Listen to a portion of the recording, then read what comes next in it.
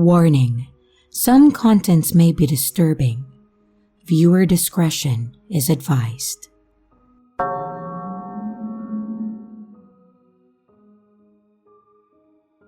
My name is Patricia and I'm 27 years old. Not too long ago, I dated a guy named Jefferson. At first, he seemed like a really great guy. He was charming with a big smile. We met at a mutual friend's engagement party, and he quickly caught my attention when he helped me when one of the heels of my sandals broke. I know, that was embarrassing. But anyway, that's how I met him. Things between us moved really fast. I had been single for a while when we met, and I just felt lonely, I think. Jefferson was 30, and he seemed like he had everything figured out. But soon, I started noticing little things that weren't just right. At first, he would do things like surprise me at work with lunch or show up at my apartment without telling me first, and it was very sweet in the beginning. But then it started feeling like I had no space from him. Jefferson became very controlling. He didn't like it when I spent time with friends or family, and he would call or text me nonstop, always wanting to know what I was doing and where I'm at. He expected me to reply right away, and if I didn't, he would accuse me of hiding something or being unfaithful, and it was starting to get really exhausting. I realized that the relationship was becoming toxic. I needed to leave for my own peace. But as what you can expect with controlling people is that breaking up with them is not easy at all. He didn't take it well, and he kept saying that he could change and that things would get better. But deep down, I knew that they wouldn't. I mean, we have been dating for close to 10 months, and we've already been in the exact same situation like this twice already. Well, the only difference this time was that I was not going to give in.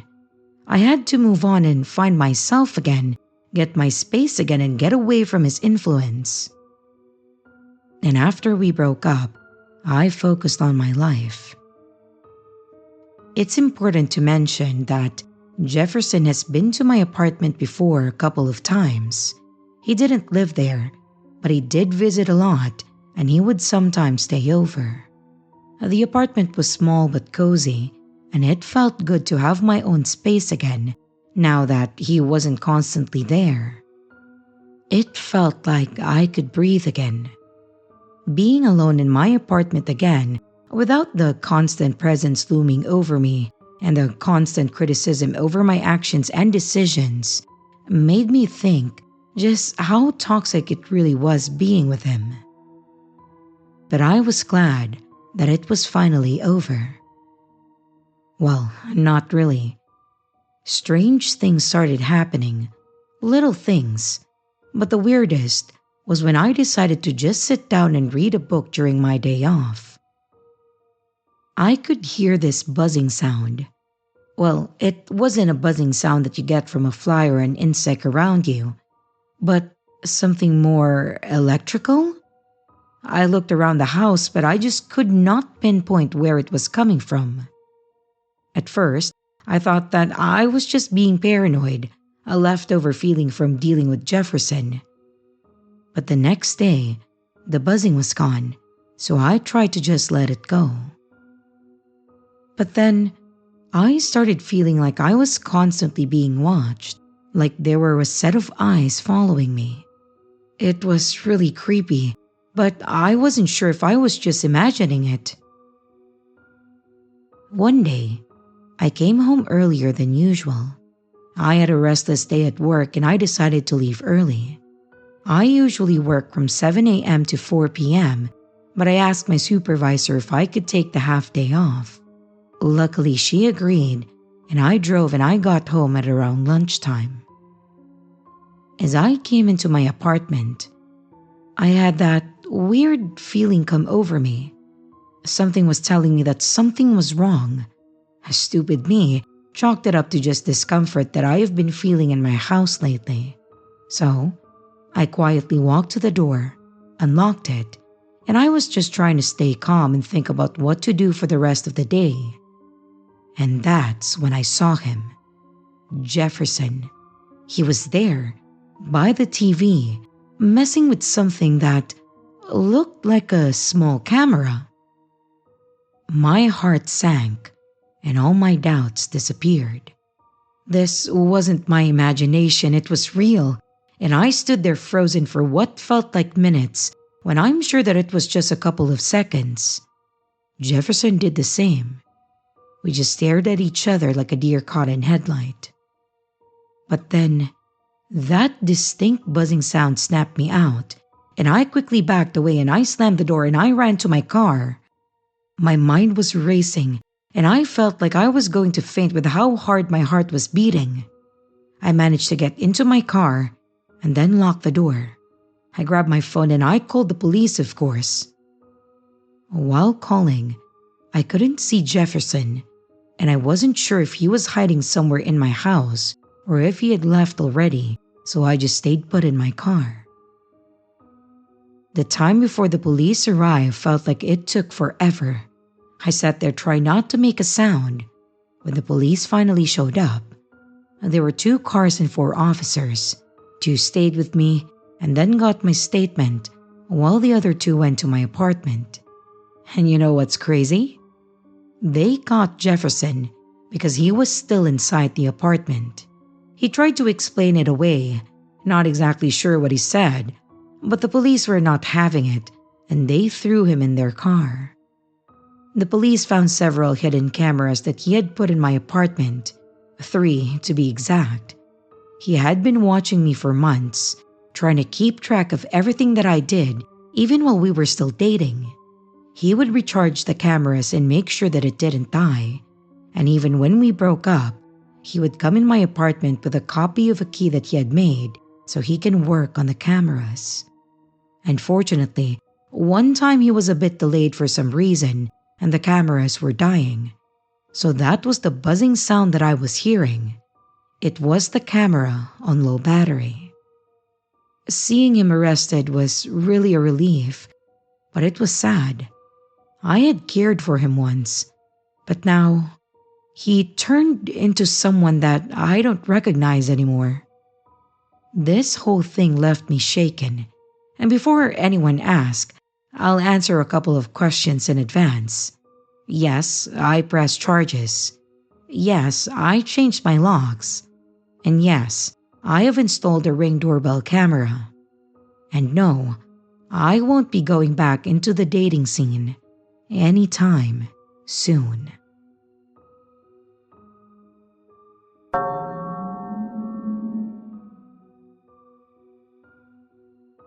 Wednesday, May 14th, 9:45 p.m. I apologize in advance for this long-ass post. I'm just kind of freaked out, so I wrote down everything that I remember in case something happens to me or I need to go to the police. I'm a 17-year-old female and I work in fast food, and there is this guy who has shown up 5 or 6 times already while I'm working. I think this all started because the first time I saw him, he didn't have enough money for the food that he wanted. I felt bad and I bought it for him. He appears to be homeless and mentally ill. He has come in before to shave in the bathroom, and he is always carrying a backpack with him. He is also always muttering to himself and sometimes hitting himself. Today, he came in to buy a soda, and another customer noticed that he had only $2. So, she bought him some food and he stayed in the lobby for 2 hours. He was just watching me work, staring and then smiling at me. He then came up to me at the counter at around 9 p.m. and I don't know entirely what he said because he is very quiet and I can barely hear him. He was saying something about being locked out of his email, and I think he also mentioned the library. I don't know what he was talking about. But then he said clearly enough for me to hear him, "Your smile is pretty. It makes me happy." I thought that was a little weird considering he is a grown man complimenting a girl who is a minor at work, where I can't just leave if I'm uncomfortable. But I just brushed it off, and I texted my dad to let him know that I'm scheduled until 9:30, but we got kinda busy and I needed to stay until 10 to finish cleaning the lobby. So my dad asked me to just get a lift home because he needed to go to sleep as he had work in the morning. I was able to finish everything earlier than I thought, and it would be around 9:40, and I went outside to wait for my lift. As I was sitting on the sidewalk reading a book on my phone, he walked up to me, and I didn't even notice him until he was 3 feet away from me, and he said he was sorry for bothering me, but that I have beautiful eyes, and I just said that it's okay. I said that because he was making me uncomfortable, and I didn't want him to freak out if I asked him to leave me alone. But then he turned around to walk away, and then he started screaming. It seemed like he was screaming at himself. He kept walking and turning back to look at me, and I immediately called my grandma, and I explained everything, so if something happened to me, somebody would know what was going on, and it made me really uncomfortable. It sounds stupid to say because maybe he just likes the food at the place that I work, and he keeps getting it for free. But I feel like he's low-key stalking me while I'm at work. I don't know if he comes while I'm not there, but almost every shift for the last 2 weeks that I had worked, he has come in and sat in the lobby for an hour or two, usually not buying anything and just sitting there. I think he was waiting outside for me to clock out because he left at around 9 and he came up to me at around 9:45 while I was sitting alone on the curb in the dark with no way to protect myself. This really freaked me out, so I just wanted someone else's opinion on whether I should be concerned and tell my manager about it, or if I'm just overthinking.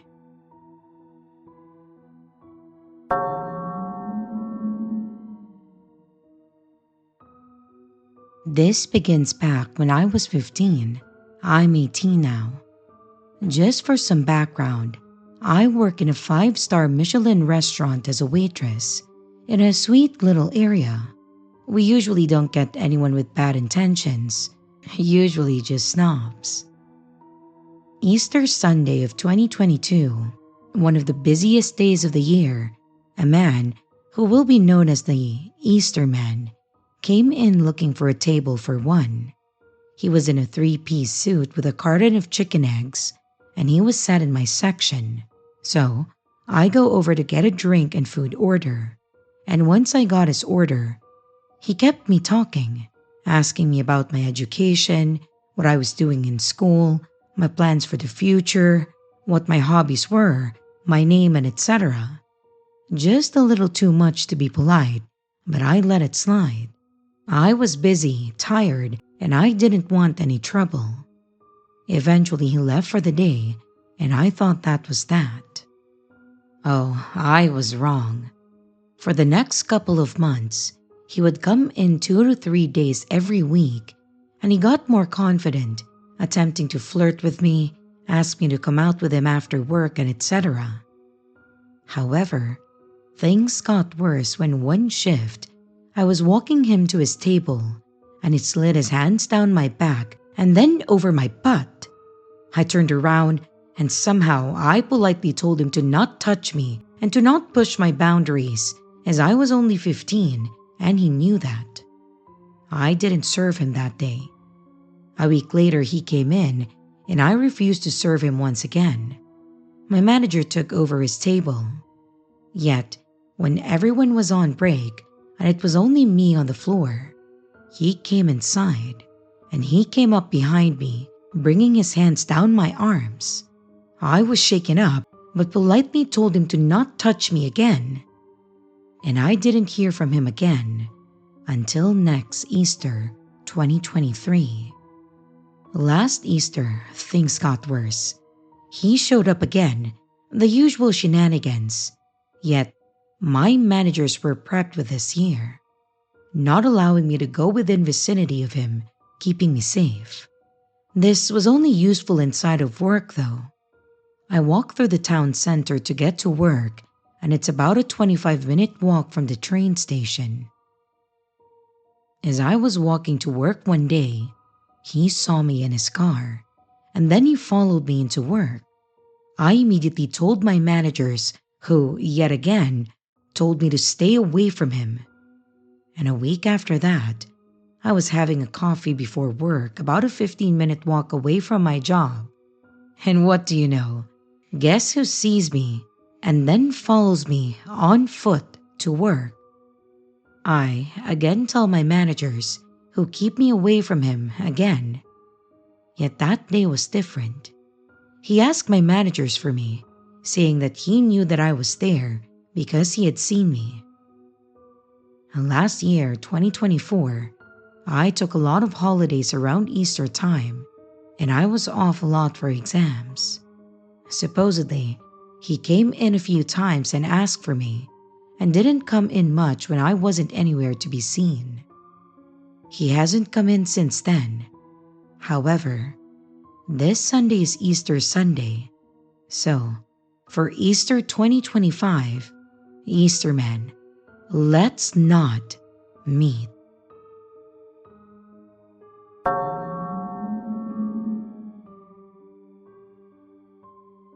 This is an ongoing situation, and I'm not sure what to do about it though.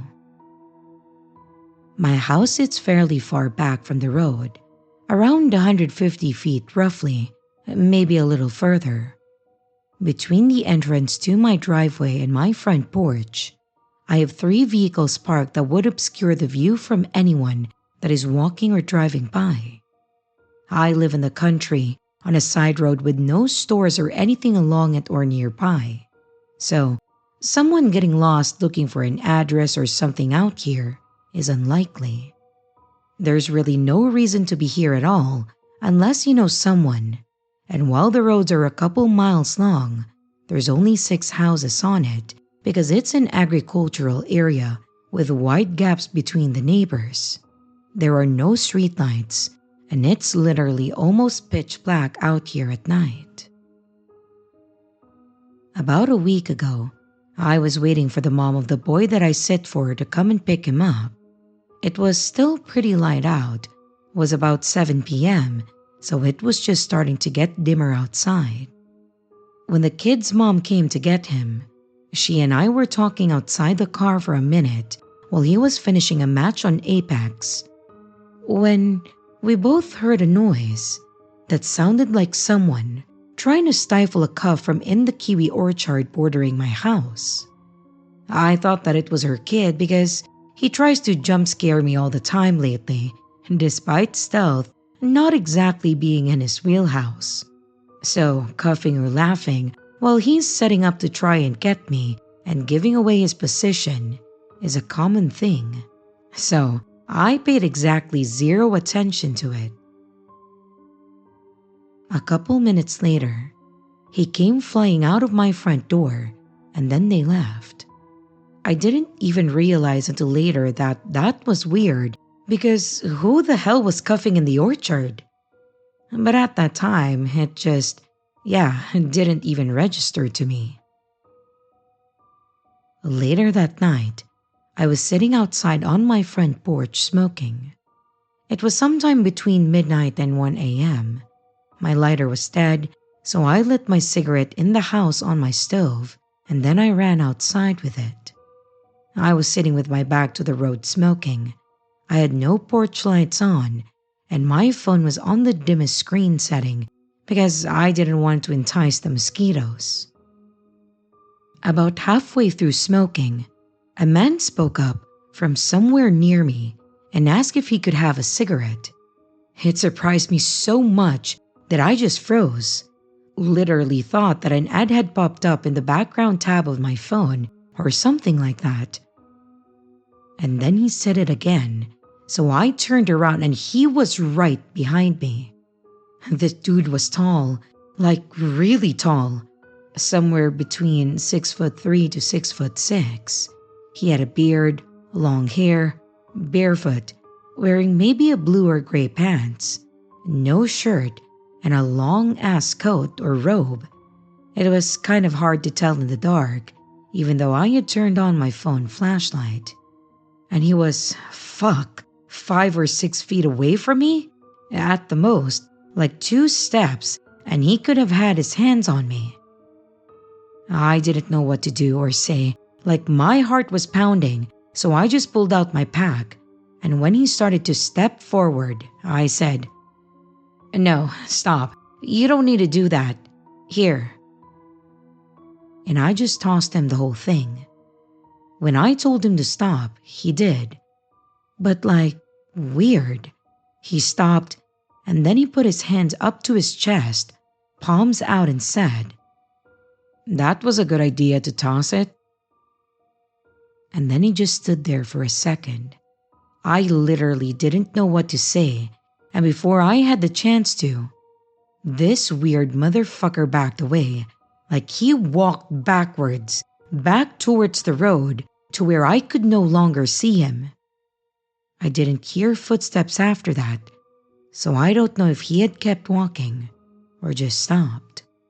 I also have no clue how the hell he got so close to me, or where he came from, or how he even knew that I was smoking unless he was nearby enough to smell it or something, because it's not like he heard me light it. I lit it inside. Or how I've never seen him around. I have heard noises around my house every single night since. Not like right up on my house or where my cameras would catch him, but like noises in the orchard, noises near the canal, just too close for comfort. I'm not exactly sure what to do. I asked the sheriff to patrol out there if they could, but they're almost never out this way, and I can't exactly report him if I don't know where he is, or if he's doing anything to be reported for.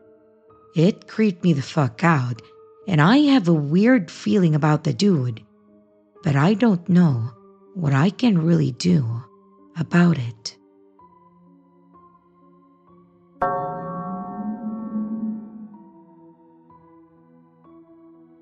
My name is Danielle and I'm 19 years old. I chose to attend a college in a small town next to mine that had a good reputation for its creative writing program. I wanted a place where I could focus on my studies and meet new people who shared the same interest. Plus, the campus was beautiful. It had lots of green spaces and old charming buildings. It really seemed like the perfect place to start the next chapter of my life. In my first year, I was eager to make friends, so I joined a few clubs and I tried to be social. One day in one of my classes, we were paired up for a group project. Well, that's when I had the misfortune of meeting Francesca. You'll understand why later on. She was friendly and outgoing. She was about my age, and she seemed excited about the project. We got along well and decided to meet up several times to work on it. At first, it felt really great to have made a new friend. Francesca was easy to talk to, and she had a bright smile that made everything seem fun, despite the somewhat boring group work that we had to do. We would meet up after class for coffee, or maybe to study together. I was genuinely glad to have someone to share my college experience with. But after a while, her behavior started to change and it caught me off guard. Francesca became very clingy, much more than I expected or wanted to. She wanted to hang out all the time, and if I made plans with other friends, she would get upset and ask why I wasn't inviting her. It was really uncomfortable, especially when I noticed that she tracked my schedule and then she would show up unannounced to places where she knew that I would be. Once, she even appeared at my dorm late at night, saying that she just wanted to chat. Things escalated when I learned that Francesca was messaging my other friends, telling them to stay away from me. She'd even reached out to my boyfriend, claiming that I was too busy for them and that it was best if they gave me space. It was awkward and weird, and it caused tension with my friends. I was able to explain it to my boyfriend, and he advised me to cut ties with Francesca while I still can, and that her behavior was not healthy at all. He explained that if this goes on, Francesca will end up isolating me from everyone and just have me for herself.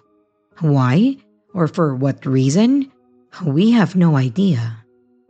And I felt trapped in a friendship that was really suffocating me. Her behavior affected my social life. I found myself making excuses to avoid her, but she always seemed to find a way to be where I was. I started losing touch with other friends who were pushed away by her interference or by simply me not going out of my house because I wanted to avoid her at all cost. In class, I made sure to sit somewhere where I would have people sitting beside me, so when Francesca came in, she would not have a chance to be near me. It was frustrating as hell, and it felt like I was losing control of my own life. The breaking point came one day at school. I had finally decided to confront Francesca and set some boundaries. It was hard because part of me still wanted to be kind, hoping that she would understand. But when I told her that we needed to dial back our friendship, she exploded with anger. She was screaming and saying things that I would not want to repeat on here. And when I thought that it couldn't get worse, well, bam, she slapped me. My face hurt, and I could feel my face turning red. That slap was like a switch in me.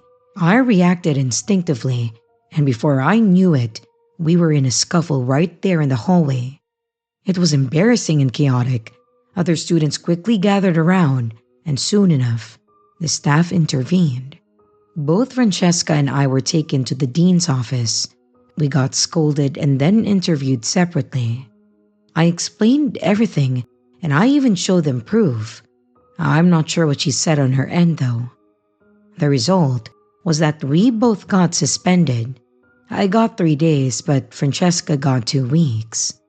The school saw her behavior as more concerning, probably because of the messages and how she had been following me around. It was really a relief to have some distance, even if it came in such a dramatic and embarrassing way.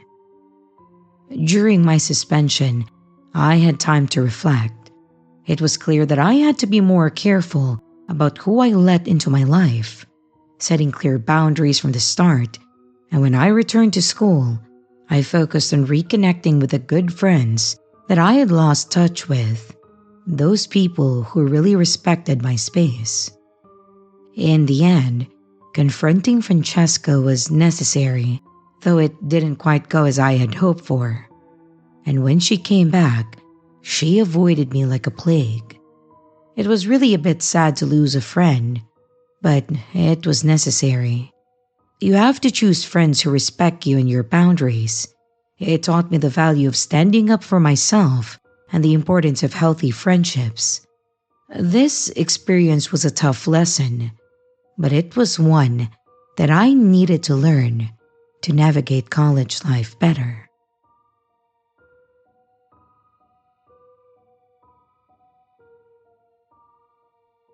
And here's the riddle for this video.